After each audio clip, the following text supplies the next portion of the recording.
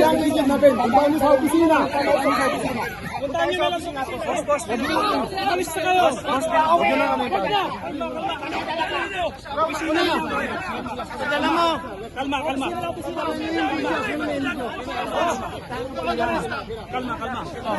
Pakinggan niyo lang din.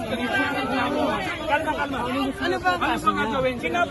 Lumalabas na yung tropa namin, pinipigilan. Anong violation namin? Walang bayon eh. O yung tayo yung palabasin! Tayo yung palabasin! Okay na.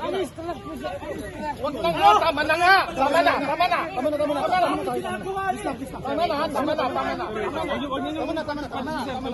nga, ang instruction lockdown eh.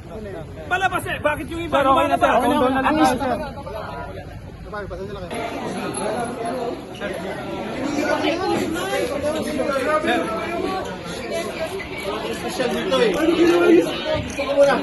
Ginagawa ko lang naman yung trabaho ko. Bakit gano'n siya?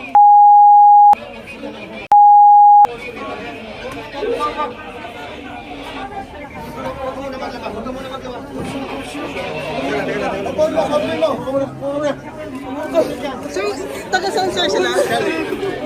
Taga Sapo?